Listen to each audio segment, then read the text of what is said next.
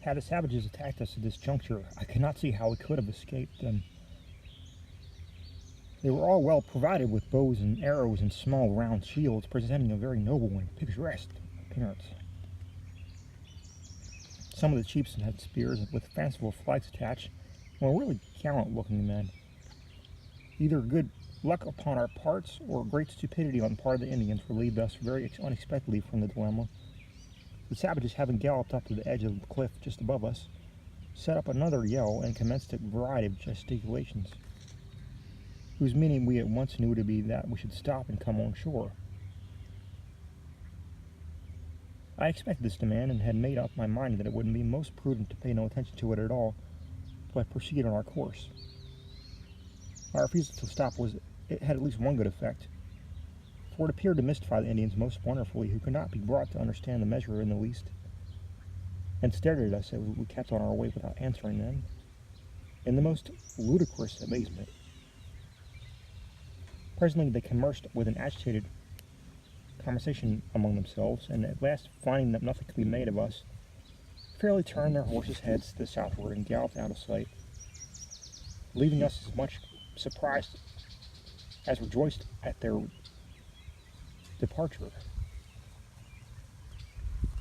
In the meantime, we made the most of the opportunity and pushed on with might and main, in order to get out of the region of steep banks before the anticipated return of our foes. In about 2 hours, we again saw them in the south at a great distance, and their numbers much augmented. They came on at full gallop and were soon at the river, but our position was now much more advantageous, for the banks were sloping and there were no trees to shelter the savages from our shot. The current, moreover, was not so rapid as before, and we were enabled to keep in mid-channel. The party, it seemed, had only retreated to procure an interpreter, who had now appeared upon a large grey horse, and coming into the river as far as he could without swimming, called out to us in bad French to stop and come on shore. To this I made one of the Canadians reply that to oblige our friends the Sioux we would willingly stop for a short time and converse, but it was inconvenient for us to come on shore, as we could not do so without incommoding our great medicine. Here the Canadian pointed to the cannon, who was anxious to proceed on his voyage, and whom we were afraid to disobey. At this they began their agitated whisperings and gesticulations among themselves, and seemed quite at a loss what to do. In the meantime, the boats had been brought to anchor in a favorable position, and I was resolved to fight it now, if necessary, and endeavor to give the freebooters so warm a reception as would inspire them with wholesome dread for the future. I reflected that it was nearly impossible to keep on good terms with these Sioux, who were our enemies at heart, and who could only be restrained from pillaging and murdering us by conviction of our prowess. Should we comply with their present demands, go on shore, and even succeed in purchasing a temporary safety by concessions and donations, such conduct would not avail us in the end, and would be rather a palliation rather than a radical cure of the evil. They will be sure to glut their vengeance sooner or later, and if they suffer to go on our way now, might hereafter attack us at a disadvantage, when it might be as much we could do to repel them, to say nothing of inspiring them with awe. Situated as we were, it was in our power to give them a lesson they would be apt to remember, and we might never be in so good a situation again.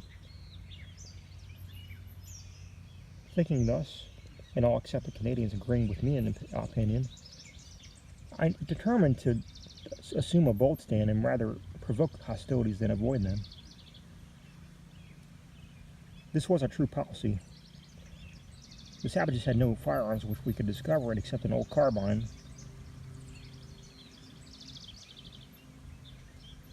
carried by one of the chiefs, and their arrows would not prove very effective weapons when employed at so great a distance as that now between us. In regard to their number, we did not care much for that. Their position was which we could expose them to the full sweep of our cannon.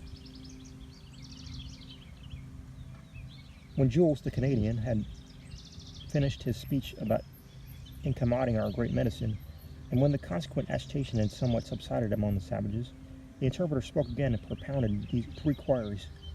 He wished to know, first, whether we had any tobacco or whiskey or fire guns.